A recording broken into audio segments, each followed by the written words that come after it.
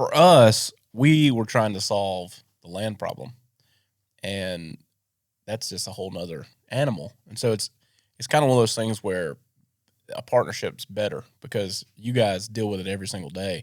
And, we do some stuff where we come in and buy land from you and build a home. And we've done some stuff where we work together to try to like assimilate packages for people. And it's just kind of different because there's not really anybody out there doing that. There's not a lot of builders that are like, hey, we're going to do a development with a home on it and a 5-acre parcel of land. And, and so there's been hurdles and obstacles in that. But the cool thing has been we have no shortage of people wanting to build barndominiums.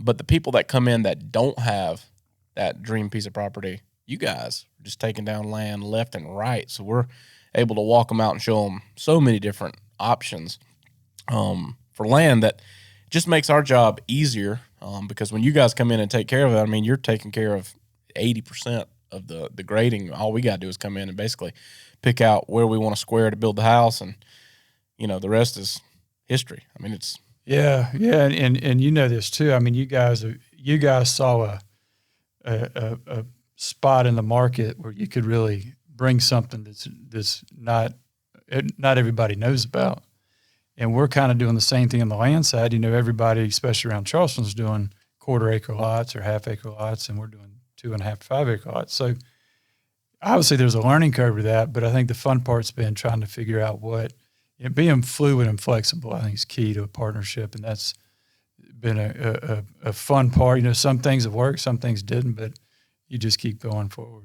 No, ain't no question. So I guess the biggest thing for us on here would be picking your brain a little bit. Yeah, but, man. Not a lot to pick. Yeah. But when clients come in the door, we get asked all the time, hey, TJ, what does it cost to build?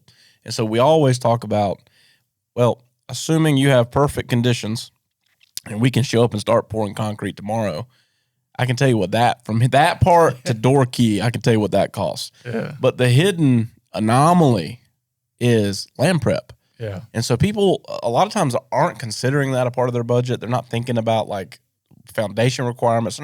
And beyond that, they're not thinking about access to the property. How am I going to get there?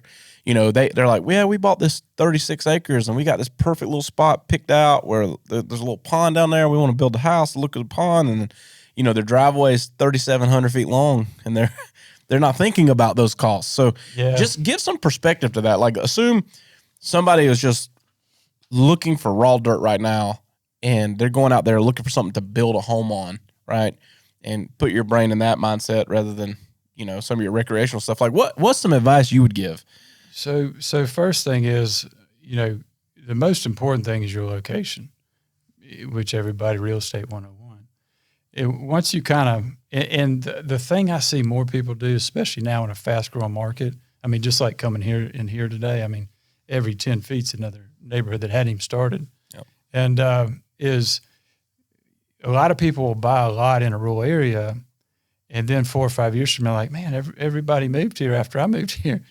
Well, you're 6 miles from the fastest growing industrial park in the state. What'd you expect? Yeah. So you got to do your regional research. Your regional. I mean, it's local, but figure out what's coming, so that you don't build your dream Barndo, and next thing you know, you've got 50 houses, within sight distance.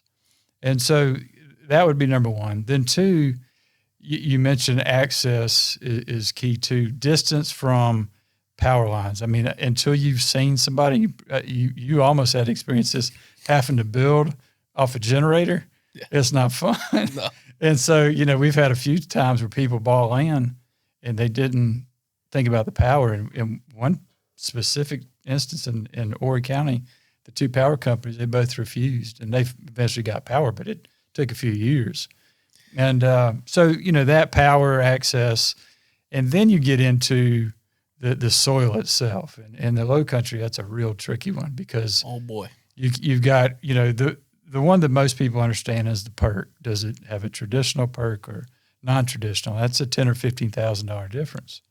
And then you're cut and fill, what kind of soil is there. And it can change within 100 feet. I mean, it just, all of that was under the ocean at one point, and when it settled, it really, the contour of the land and the soil sediment is just crazy. And then, in the upstate, you have rock and other issues like that. Yep. So, I would say if you can, again, location's key and understanding what the future is going to look like for the best you can, then proximity to power, proximity off, how much you're right. Cause your driveway, it could cost more than the land itself if you're too far off the road. And then the soil, makeup. And once you get over that, the nice thing is we're doing that for them. Yep. We're making sure the power easement's there, and we've learned along the way as well. Yeah. We're making sure that you're protected with restrictions. Yep. We're building the road for you, but we're also giving you a bigger lot, 2.5 to 5 acres. Well, I could say from experience, it's night and day difference. So like we rolled into the low country, we're used to this nice hard red clay. Yeah. Everything's wonderful. And then we got down there and it's like, it is so bizarre. Like this lot could have these soil conditions and a football field down, and it's completely different. Oh yeah. And so, when we come in, and again, I think it's just because we don't know we didn't know that area as well as we know the upstate, but anywhere you go, that's true about the dirt. So like coming into a situation where a homeowner just went and bought a piece of land and now they're ready to embark on building their dream, and they get all the numbers hammered down and they've got their needs for their home. They need 3 bedrooms, they need 2 baths, they need all this stuff, they need this amount of space. And we figured out that and got functionality achieved. And then we go out to the dirt and we're like, plus $100,000 of development costs, and I've seen a lot of dreams die.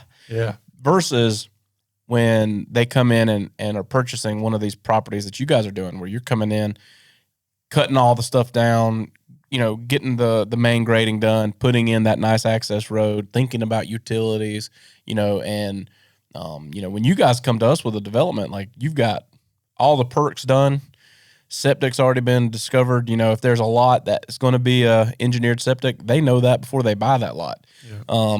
And so that piece has been handled. We have soil samples on the property, so we kind of know what those cut fills are going to be up front.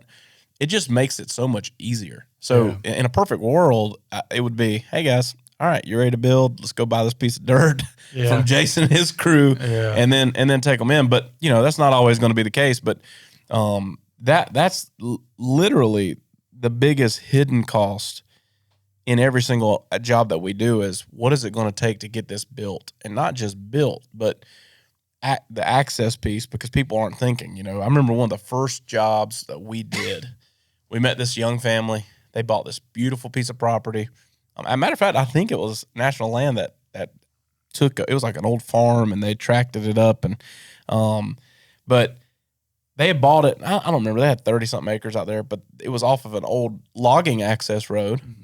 And so their driveway from the main road to their home was 1.5 miles. Jeez. And, we went out there and we're like, hey, getting out here. And he's like, nah, my wife's minivan can make it out here. And I'm like, that's great. But a 65,000-pound concrete truck cannot, and, $40,000 in stone later, he's like, oh my God. Oh yeah. I had no idea. Well, and then a lot of that, the financing becomes a real issue because a lot of the banks don't let you roll all that in, and you just, that's the land is it's the tricky part. It really is the tricky part of it. Thanks, guys, for tuning in to the Barndo Show podcast. If you're watching on YouTube or wherever you're listening to this content, hit subscribe so you don't miss an episode, and then be sure to check us out on all of our social media platforms at the Barndo Co. Super simple to find us.